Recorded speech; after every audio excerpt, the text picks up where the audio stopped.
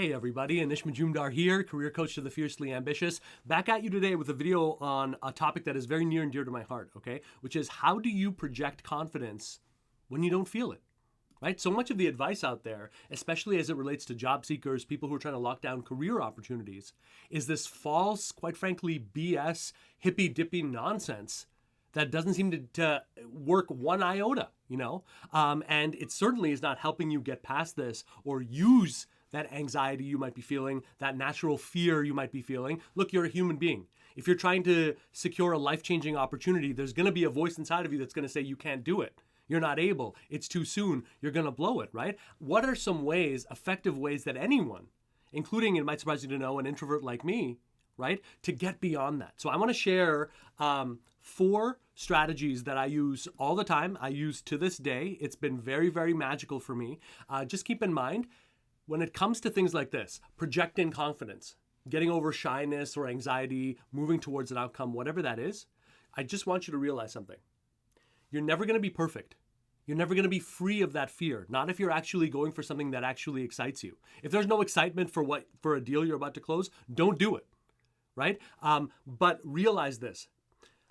It's not about adding 15 different tools to your toolbox. It's about going deep with 1 to 3 things and using it consistently enough that you have a sense of mastery about it. There is no meditation level 50, right?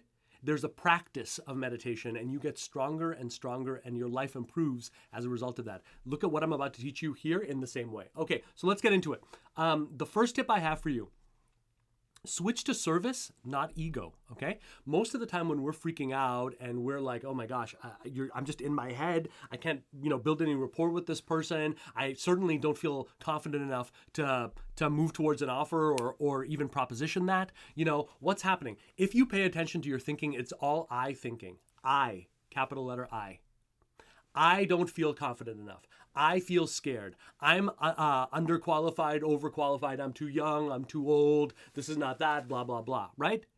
The excuses come fast and furiously. Our minds are endlessly creative about that.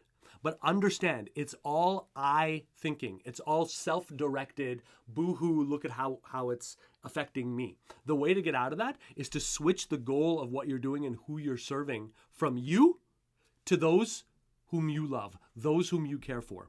If you are the head of a household, or if you're if you've got a girlfriend, a boyfriend, if you've got a fiance, if you've got parents who need your help or are gonna need your help as they get older, if you've got anyone in your life who is going to directly benefit from you making this happen, manifesting this change in your life, that is what you need to be thinking of. And what I will honestly think of is, I'll think of that scene from that movie, Good Will Hunting, the ridiculously awesome scene where Ben Affleck is like pretending to be Matt Damon's lawyer, you know what I mean? He's just there and he's just, bloviating, and going nuts. In a weird way, I sort of think of myself that way in moments when I don't feel confident. I say, I am standing in as the lawyer, the advocate for Mickey, for Henry, for Teddy, for my wife, Erin. They are the ones who I serve. Their fortunes, their life, the options that they have, the happiness that they feel is going to directly be impacted by what I do or don't do here. So it's not about I anymore. It's about them. It's about what I can do to serve them. It's about getting to a place where I can say I will do everything to the point of death and beyond to be the kind of person that they could be proud of. And so I switch it immediately. When the I thinking comes, I switch it to service. Switch to serve. Who do you serve? Who's going to benefit from this aside from you? How are they going to know it? What are all the immediate ways? Can you visualize that?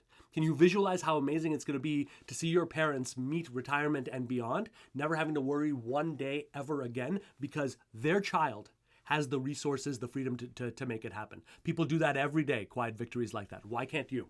Right? So switch it to service. That's point number 1. Point number 2, call out the elephant in the room.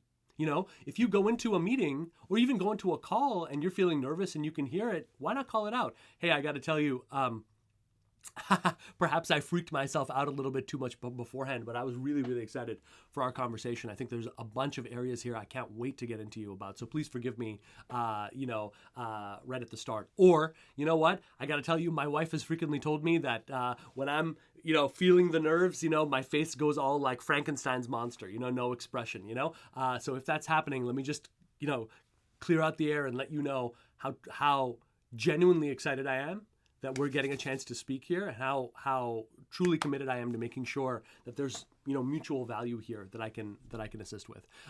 Call it out. Then let the energy be there, And the funny thing is, when you do that, when someone knows that you came in feeling some nerves, but you also were confident enough to acknowledge it, not hide it and ignore the obvious, right? Then every step that you take that's not nervous, you get triple points for, right?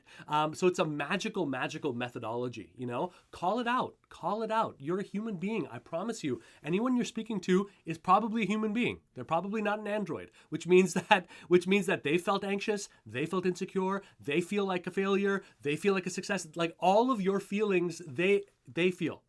But the illusion of hiring makes you pretend that you two are strangers. You have way more in common with this human being as long as you acknowledge the human condition at the get-go. So it's a great way to really sap the tension from that. That which is verbalized will rarely, if ever, take you out. That which goes unverbalized almost always will if it goes out of control. So please keep that in mind. Okay, the next one. As if. I use this all the time. It's a mental game, all right? Belief and trying to force belief is why most confidence areas of counseling and coaching don't work, because you can't force your mind to do that. Sorry, there goes 90% of coaches out there, but you can't force your mind into a belief. It just doesn't happen. Try telling your mind when you're 400 pounds that you're a marathon runner. Your mind's like, what are you talking about? And let me, pass the Cheetos. It's not going to work. But what the mind does respond really well to are games, okay? And as if is a game. And the game is this. When you're feeling anxious, whatever, I want you to say, what would me as a millionaire, or someone with $10 million in the bank account, or someone with 5 offers already in front of me, 3 of which I need to make an answer for, how would he or she address this situation? How would he or she jump on this phone? When I knew that no matter what I did, if I didn't have to work another day in my life, my kids are going to be set for the rest of their lives, how would I approach? Well, how much freedom would I give myself? How ballsy would I be about entering into this situation, right? As if engages the mind and gets you cooking in that way. And remember, this is not delusion. You don't have to be in as if mode for the entire interaction. I'm saying enough to get you through the first 2 minutes, 3 minutes. You come in with friendliness, with warmth, with abundance, with, yes, a little bit of that saltiness in the good way for 2 minutes. Watch how it gets reciprocated. Watch how it opens it up. Then your anxiety can actually bloom and blossom with less fear, right? Because you owned those crucial 2 or 3 minutes. So those 2 or 3 minutes are really, really, really key. That very, very beginning, all right, is really, really key. No one ever finishes a book when they don't like the beginning. Let's put it that way, right? So if you can own it through things like the as-if technique and physicalize it, if combine it with some movement, how would this person behave? How would this person act? What would he be doing right now 10 minutes before, 5 minutes before? How would he go in there, right? Play that game, and that'll help you own that time, okay? The final thing I want to advise you on is, it sounds a little ridiculous, but do anyway. In most cases, what a confident version of you, what an empowered, abundant version of you would do, right? The question is, do you give in to the negativity? Do you give in to the unproductive aspects? Or can you just use the mantra I use all the time, which is do anyway? Yeah, I feel angry. Yeah, I feel upset. But you know what? This person I'm working with, they didn't do that.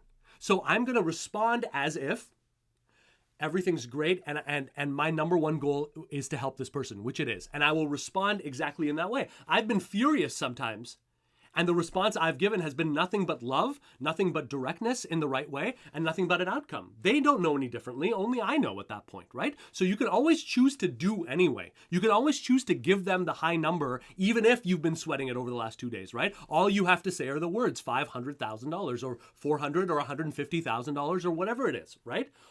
From a physical standpoint, all you need to do is say the words. And when it comes to hiring, the actions that you take are worth so much more than the perfection or confidence with which you say it, right? So absolutely, when all else fails, do anyway. Pull the ejector seat, okay? If this is working for you, if this makes sense for you, the next place I recommend you go is helloanish.com, HELLOANISH.com. You'll have access to my masterclass where I'll teach you the 5 shifts I teach my clients to get them out of the job seeker trap forever. You're also going to see free videos, trainings there that are, again, going to push you in a direction of what actually works, not what the HR mups and the recruiter mups would have you say works, which is just BS anyway most of the time, okay? If you want to know what it's really about, hop on over there, helloanish.com.